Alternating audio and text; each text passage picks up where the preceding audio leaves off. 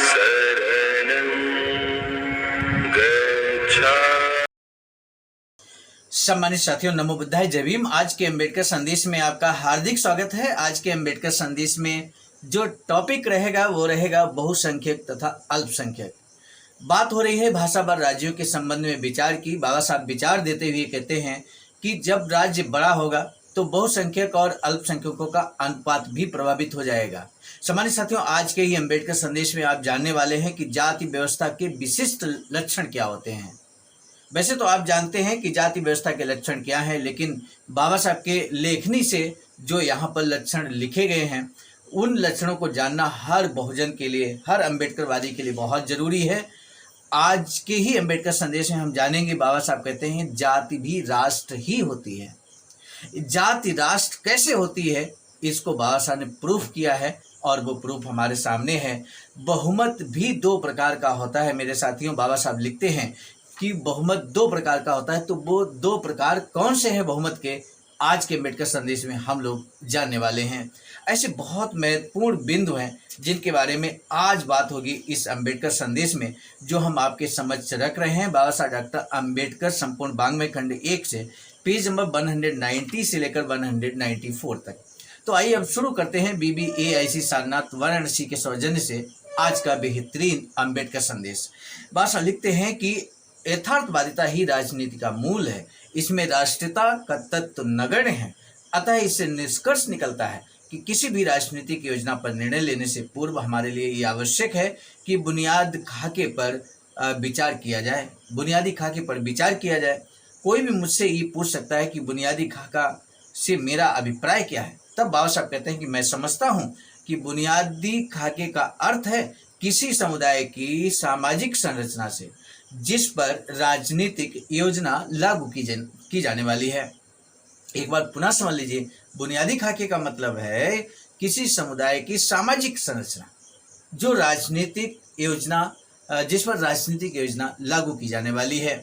तब बाबा साहब आगे कहते हैं कि ये बताने के लिए किसी तर्क की आवश्यकता नहीं है कि राजनीतिक संरचना सामाजिक संरचना पर ही टिकी होती है। बहुत महत्वपूर्ण बात बाबा साहब कहते हैं कि जितनी भी राजनीति की संरचना है ये सामाजिक संरचना पर ही टिकी होती है। सच तो यह है कि सामाजिक ढांचे का राजनीतिक ढांचे पर गहरा प्रभाव पड़ता है। वही उसकी कार्यप्रणाली में संशोधन कर सकता है, वही उसे रद्द भी कर सकता है, बल्कि चाहे तो उसका खाका भी उड़ा सकता है। भारत के संदर्भ में सामाजिक ढांचा जाति व्यवस्था पर खड़ा है, जो हिंदू सभ्यता और संस्कृति की विशिष्ट परिणति है। जाति व्यवस्था इतनी जानी मानी है कि इसके स्वरूप को समझाने में किसी को समय नहीं लगता। कोई भी सीधे बता सकता है कि भाषा व राज्यों पर इसका क्या प्रभाव पड़ेगा। फिर भी जाति व्यवस्था के कुछ विशिष्ट लक्षण हैं जिनका उल्लेख किया जा सकता है। नंबर 1, जातियों का विभाजन इस प्रकार किया गया है कि किसी भी क्षेत्र विशेष में एक जाति प्रधान है, जबकि दूसरी जो छोटी जातियां हैं प्रधान जाति की वंशवर्ती हैं, क्योंकि वे अपेक्षा छोटी जातियां हैं।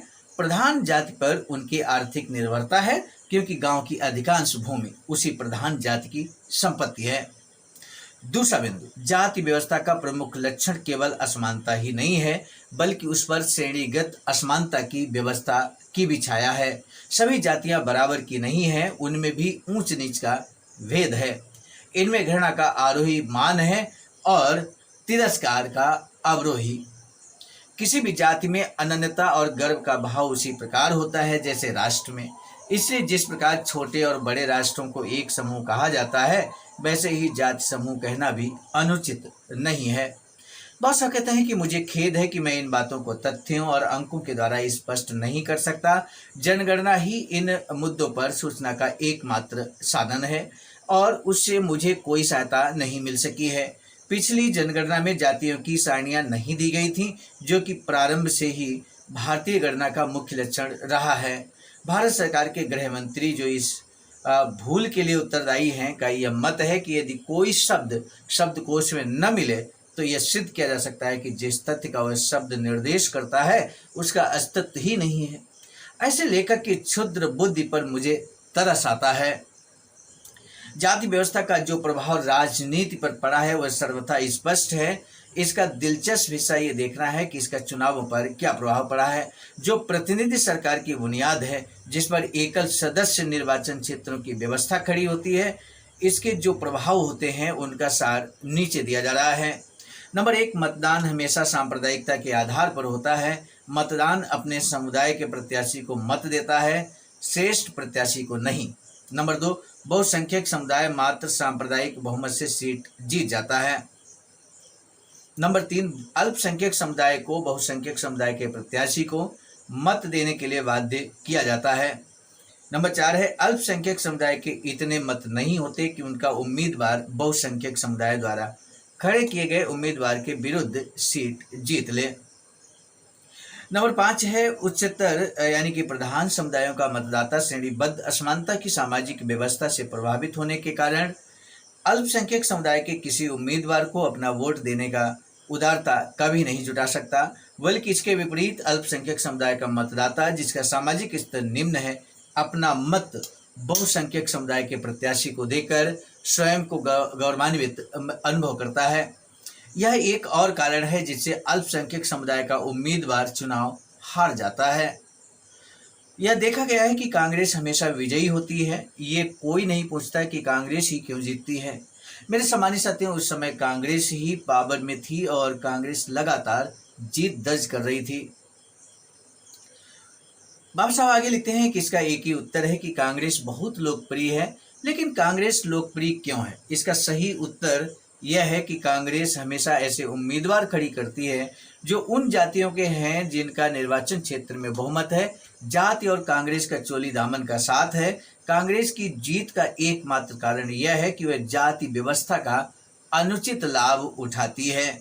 जाति व्यवस्था के अशुभ परिणाम भाषाई राज्यों की रचना के फलस्वरूप निश्चय ही और भी गहरे हो जाएंगे। अल्पसंख्यक समुदायों को कुचल दिया जाएगा।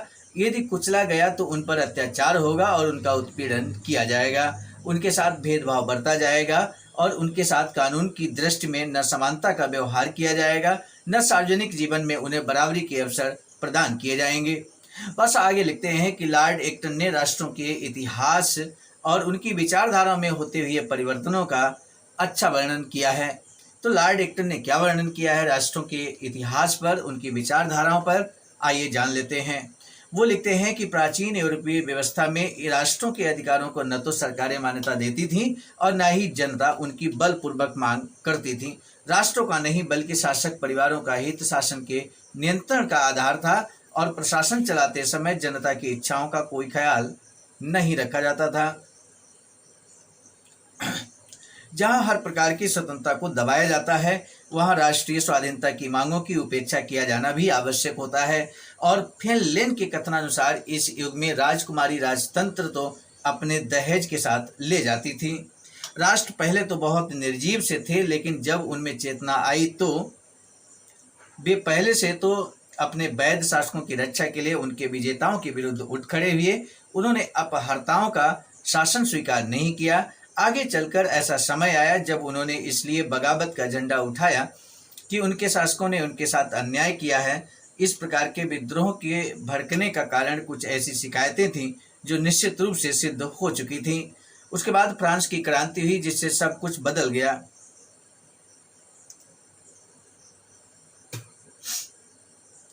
उसी ने जनता को ये सीख दी कि वे अपनी इच्छाओं आवश्यकताओं को अपने उस अधिकार को सर्वोच्च मापदंड माने जिनके अनुसार वे जो कुछ करना चाहें कर सकते हैं। उसने जनता की प्रभुसत्ता के विचार का उद्घोष किया जिसे न अतीत नियंत्रित कर सका था और न ही तत्कालीन राज्य।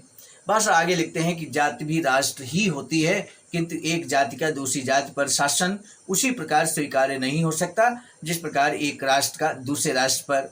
लेकिन मान लीजिए कि इस मुद्दे को इतना लंबा न खींचा जाए, बल्कि अल्पसंख्यकों और बहुसंख्यकों तक ही सीमित कर दिया जाए, फिर भी ये प्रश्न तो शेष ही रह जाता है कि बहुसंख्यकों को अल्पसंख्यकों पर शासन करने का क्या अधिकार है। इस प्रश्न का उत्तर यह है कि जो कुछ भी बहुसंख्यक करते हैं वह सही होता है। फिर अल्पसंख्यकों को क्या शिकायत है? जो लोग बहुमत के शासन पर निर्भर रहते हैं यह तथ्य भूल जाते हैं कि बहुमत भी दो प्रकार का होता है। नंबर 1 सांप्रदायिक बहुमत, नंबर 2 राजनीतिक बहुमत। राजनीतिक बहुमत अपनी वर्ग रचना में परिवर्तित होता रहा है। राजनीतिक बहुमत बढ़ता रहता है, सांप्रदायिक बहुमत पैदा होता है। राजनीतिक बहुमत में प्रवेश खुला रहता है, सांप्रदायिक बहुमत का द्वार बंद रहता है। राजनीतिक बहुमत की राजनीति को बनाने बिगाड़ने की सभी को स्वतंत्रता होती है। सांप्रदायिक बहुमत की राजनीति उसके अपने सदस्यों द्वारा बनाई जाती है जो उसी में जन्मे हैं। भला किसी सांप्रदायिक बहुमत द्वारा उस अधिकार पत्र को कैसे हथियाने दिया जाए जो राजनीतिक बहुमत को शासन चलाने के लिए दिया गया था। इस प्रकार के अधिकार पत्रों का सांप्रदायिक बहुमत को दिया जाना आनुवंशिक सरकार की स्थापना करने और उस बहुमत की निरंकुशता के लिए मार्ग प्रशस्त करने के समान है। सांप्रदायिक बहुमत की यह निरंकुशता महज एक कल्पना नहीं है, ये अनेक अल्पसंख्यकों का अनुभव रहा है। क्योंकि महाराष्ट्रीय ब्राह्मणों के लिए यह अनुभव हाल ही का है, इसलिए उसका विवेचन अनावश्यक है। आखिर इसका इलाज क्या है, इसमें संदेह नहीं है कि इस सांप्रदायिक तानाशाही को रोकने के लिए कुछ रक्षोपाय आवश्यक हैं। प्रश्न यह उठता है कि वे रक्षोपाय क्या हो सकते हैं। पहला रक्षोपाय तो यह है कि बहुत बड़ा राज्य न बनाया जाए। बहुत बड़े राज्य का उसमें रहने वाले अल्पसंख्यकों पर क्या असर पड़ता है, इसे बहुत से लोग समझ नहीं पाते। जितना बड़ा राज्य होगा, अल्पसंख्यकों का बहुसंख्यकों से अनुपात उतना ही छोटा होगा।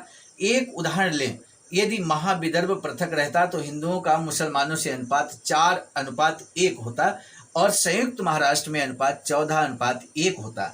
यही स्थिति अछूतों की होती। समेकित बहुसंख्यकों का एक छोटा सा पत्थर यदि अल्पसंख्यकों की छाती पर रख दिया जाए तो सहाय होगा, लेकिन विशाल पर्वत का बोझ वे नहीं झेल सकते। वे तो अल्पसंख्यकों को कुचल कर रख देगा। इसलिए छोटे राज्यों का निर्माण अल्पसंख्यकों को सुरक्षा प्रदान कर सकता है। दूसरा रक्षोपाय यह है कि विधानसभा में उनके प्रतिनिधित्व का प्रावधान किया जाए। संविधान में जो पुराने किस्म के उपायों का प्रावधान था वे 2 थे, आरक्षित स्थानों की एक विशेष संख्या और नंबर 2 पृथक निर्वाचक मंडल। इन दोनों रक्षोपायों का नए संविधान में परित्याग कर दिया गया है।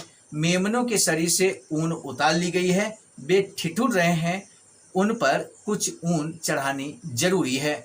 पृथक निर्वाचक मंडल अथवा स्थानों का आरक्षण नहीं किया जाना चाहिए।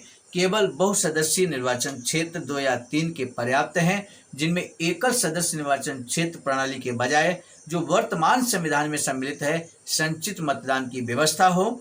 इससे भाषाई राज्यों के बारे में अल्पसंख्यकों के जो भय हैं वे दूर हो जाएंगे। सम्मानित साथियों, आज का अंबेडकर संदेश अल्पसंख्यक वर्सेज बहुसंख्यक पर आधारित था। कई महत्वपूर्ण जानकारी यहाँ पर निकल कर आई। जाति व्यवस्था के विशिष्ट लक्षण क्या है, बहुमत कितने प्रकार का होता है, जाति भी राष्ट्र होती है लेकिन कैसे और क्यों, किस परिप्रेक्ष्य में भाषा ने इस बात को उदाहरण के तौर पे यहाँ प्रस्तुत किया है। महत्वपूर्ण बातों के साथ आज का अंबेडकर संदेश हम यहीं रोकना चाहेंगे। आज के अंबेडकर संदेश का जो महत्वपूर्ण प्रश्न है, बहुत इजी सा प्रश्न हम आपसे जान लेते हैं। बहुमत 2 प्रकार का होता है, वो 2 प्रकार कौन से हैं बताना मत भूलिए। कमेंट सेक्शन में आपके जवाब का हमें बेसब्री से इंतजार रहेगा। आज के अंबेडकर संदेश को इस निवेदन के साथ कि जरूर शेयर कीजिएगा अपने स्तर से। जब भी आपको टाइम मिले, समय मिले, आप जरूर शेयर कीजिएगा मेरे साथियों। ज़्यादा से ज़्यादा लोगों तक बाबा साहब की लेखनी के माध्यम से लिखा गया साहित्य अगर पहुँचेगा तो निश्चित है कि आप समाज सेवी होने के नाते आपका ये सार्थक कदम सिद्ध हो सकता है। आज के अंबेडकर संदेश अब हम यहीं स्थगित करते हैं। दीजिए इजाजत। आप सभी को सादर नमो बुद्धाय, जय भीम। सम्मानित साथियों, यदि आप हमारे इस चैनल आवाज़ का ऑफिशियल, जिस पर नियमित सुबह 5 बजे डॉक्टर अंबेडकर संदेश आपको मिलता है, आप हमारे इस चैनल को सपोर्ट करना चाहते हैं तो हमारा आपसे निवेदन है कि आप हमारे इस चैनल को सब्सक्राइब कर लें, वीडियो को शेयर, लाइक, कमेंट जरूर करें।